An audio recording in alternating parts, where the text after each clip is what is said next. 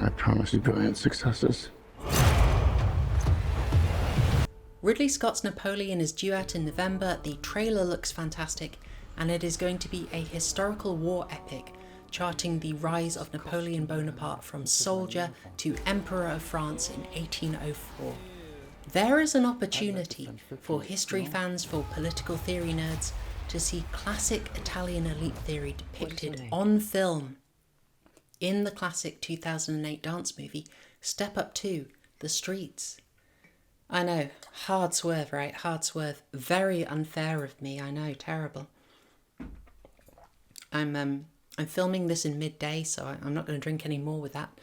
Anyway, on to John M. Chu's directorial debut, Step Up 2, The Streets, and Italian elite theory. Man, we struck gold with this. Look at that, D. Step Up 2, The Streets, is a sequel to the much-beloved timeless classic Channing Tatum vehicle, Step Up, and it depicts a classic circulation of elites and its story of Andy, who is ousted from, expelled from, and ultimately triumphs over her old dance group, the 410, in the illegal street dance competition, The Streets.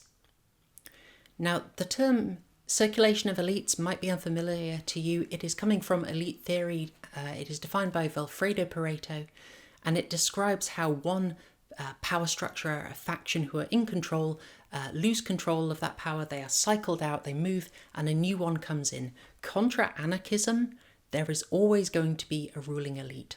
Power abhors a vacuum, as you know. So you can think of many examples of this, such as the old monarchy, the monarchical faction in Russia being massacred and cycled out as a revolutionary faction, then didn't abolish any structure, any government. They became the rulers, and you got a new dictatorial faction. You may also think of very recent events, say the coup in Niger, which happened very recently in August 2023. In this case, we're obviously covering the dance group, the 410, losing the dance championship of the illegal street dance competition, The Streets, to Andy's crew. Yo, why does my crib smell like Funyuns, broccoli, and ball sweat? Now, why is there always a circulation of elites? Why can you not have a sort of flat power structure and no hierarchy? That is explained very well by Robert Michel's Iron Law of Oligarchy. A lot of the ideas I'm going to be describing here, I'm basically drawing from the book on elite theory, an interesting primer on it, by Italian chef and raw butter enthusiast Gina Porcini in her book, The Populist Delusion. Buy it now. Really very good grounding in elite theory. Robert Michel's Iron Law of Oligarchy is effectively summarised in that book as who says organisation says oligarchy. That is essentially saying that there is always a concentration of power, no matter what the official rules are, no matter what people's expressed wishes are. You will always see a concentration of power, often at the ascending level of structures.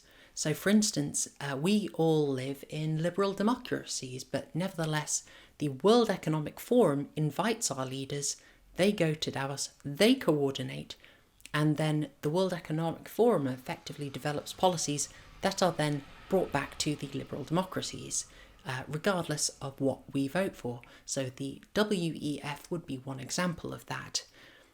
Whereas in Step Up 2, The Streets, the dance crew, the 410, have effectively gained that power via the coordination to decide who is the best street dance group, who has the sickest moves.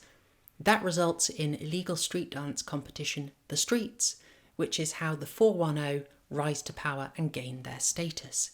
As champions of illegal street dance competition, The Streets, and as depicted in the opening scene of the film, the 410 are formidable. And normally, were Andy trying to and challenge them, if she were to try and take them, it could only go one way, not in her favour, which is why she needs to use the tactics of elite theory in order to triumph. Now, it is actually very common in elite theory for the new elites to come in as sort of rogue elements from the previous structure, from the previous power elite. You may think of Tony Blair, the Dark Lord himself, who was former Prime Minister of the UK and has now ascended to the higher levels, working on a global level of power and influence. He doesn't actually need to be Prime Minister anymore. He is actually even more powerful now. You may also think in a very similar manner of Kim Il-sung coming in as a sort of rogue element. And both of those cases actually demonstrate a key principle which Andy will use to show how she is able to triumph. That is the element of patronage. Patronage, of course, links very clearly to that first rule, the connection that power will coordinate. In fact, power must coordinate, and patronage is just a form of coordination. The Dark Lord himself, Tony Blair, obviously has he patronaged the financial backing of Bill Gates, who is able through the Bill and Melinda Gates Foundation to get him the money, which then gets him the influence in order to wield and exercise power. In the case of Kim Il-sung, he is backed by the Chinese Communist Party and then able to become leader in North Korea. In Step Up 2, The Streets, Andy's patronage comes from Channing Tatum, the protagonist and hero of the first film. He turns up for about 4 minutes, that's all they could contract him for, and he effectively acts as a patron. They have this one dance sequence together which is featured heavily in the trailer, and he effectively raises her status through this creative, if not entirely believable sequence, and then points her in the direction of the Dance Academy, i.e. connecting her with resources and eventually connections which will form human capital for her organisation. Very, very similar to Bill Gates and Tony Blair, of course. My work here is done. I'm going home. Now, within the dance school, Andy has some of the resources she needs, but it's not the most important thing. The key thing in her triumph here is her ability to exercise an elite theory principle, that is to form a rival power coalition with which to take down her old dance troupe, the 410. And she does this through forming a coalition of minorities, that is, drawing in very contradistinction to the 410, who are actually very homogenous, although I'm sure most major corporations would call them diverse. Andy draws from a real range of people, misfits, outcasts, kind of the lowest of the low at the academy. She's this foreign exchange student obsessed with old school American hip-hop. And trust me, she doesn't need to know English to speak our language. Teachers don't know what to do with him. You can't put him in a class because he just gets bored and starts making up his own steps. And by forming this coalition of minorities, she takes these small individuals into one block, which can then actually rival the 410, whereas previously they were scattered. She's able to use their grievances, unite them, and then direct them against the power structure in order to succeed. Classic elite theory. It is close to, but not exactly the same as Bertrand de Juvenel's high-low versus the middle mechanism. That is, the top of the power structure uses the lower classes, the lower order, in order to keep the middle in check, because the middle is always trying to oust the top. They are always vying with the top and jealous of them. If you remember the principles and practice of collective oligarchy, whatever the pamphlet within 1984 is called, it described this very well. Elite theory is everywhere. And so, with this coalition of misfits, she is able to challenge the 410, not on her own, but with some real backing. Now, you will have seen this tactic play out in real life, of course, whether it's via intersectionality in grouping grievance groups or via recruiting voting blocks of special interest groups in election campaigning. You have seen this exact tactic that Andy uses. Elite theory is everywhere. Having explored the elite theory tactics that Andy is using to organise and gain power, we should also talk about how the 410 fail to maintain their power, how they lose power. And something we can talk about is the principle of the foxes versus lions, that is, the characteristics of the ruling elite. Vilfredo Pareto, as previously mentioned, classifies elites as having tendencies in either being a lion, which is more militaristic, more force-based, but less innovative, and foxes, which rely more on cunning, more on innovation, intellectualism, but are, say, conflict avoidant. Now, the 410 are just a pack of lions, basically. They are not innovative, they are used to the power, and they're therefore unable to really adapt when the situation changes around them. When they are threatened, when they feel that they have been dissed, they go and exercise force, they beat up Chase, but they, in doing so, demonstrate their critical flaw. They beat Chase up very easily, just a whole group on one. But they limit it to just Chase. They could very easily have taken out the whole group, have beaten them all and discouraged them and prevented this rival group from challenging them. But instead, they only picked on one person, and in doing so, they demonstrated a classic flaw much observed in elite theory. That is that the power structures, the reigning elites, often tend to fall when they show that they are unwilling to fully exercise the power available to them. That is what we see in the 410 here. They could have taken out the whole of Andy's crew, but they don't. They limit it to Chase and show a lack of a will to power. You in the streets now. We see another aspect of their sort of lion nature here, in that they show a failure to innovate, a failure to understand when the paradigm is shifting around them. Now, that paradigm shift tends to be slower, but we've seen it in our lifetimes. So on the more historical side, the sort of paradigm shift for where power lies used to be in the sort of the rule of the church, a theocracy almost, and then that itself in time was usurped by the power of monarchy, and then monarchy itself is subverted and pushed aside and relegated to a ceremonial role by the democratic post-Enlightenment powers, who in turn, in our own lifetime, we have seen usurped and rendered effectively puppets by global level coordination of elites and technologists. You don't need me to give you any more examples of this. I'm sure you're aware of them. Now, in Step Up 2, The Streets, we see that the 410, when trying to challenge Andy, as well as beating up Chase, they go and vandalise her dance school to try and shut her down. But this is demonstrating a lack of awareness of the new paradigm. Andy does not need that. This isn't sort of a rival castle, as Bertrand de Juvenal would put it. It's just a place she needs, and she is operating a very decentralised model. That is, her group can practice absolutely anywhere, as we see in the film. This kind of flexibility is how she's broken out of a territorial paradigm as established by the 410. You notice that their name, the 410, is related to the postal district they're in, the zip code, I believe an American would call it.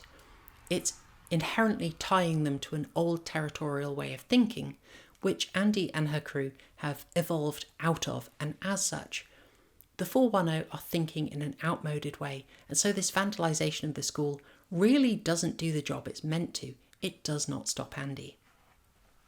And similarly, and possibly the most quintessential aspect of elite theory, they make the mistake of falling on legalism to do their job. That is, the 410 ban Andy and her crew from competing in a legal dance competition, The Streets, thinking that will maintain their power. Yo, this is a neighborhood battle. Gotta look. Now go home.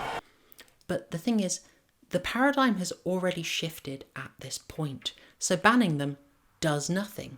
The elites are already circulating, so once Andy and her crew are banned from the hall where they're meant to compete, they literally just go outside into the rain, and as Adam Savani's character Moose so eloquently declares, it's the new style.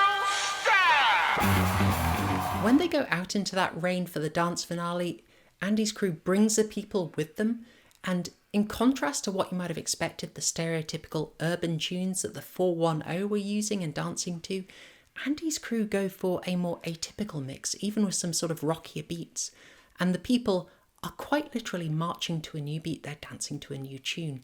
A wonderful symbolic depiction of the people's willingness for a circulation of elites. They're ready for it. They can see the tiredness in the 410 and that they're ready for a new power elite to come into place. and therefore they are ecstatic when the Andy's crew start dancing and are just showing, such merit in the way that they dance.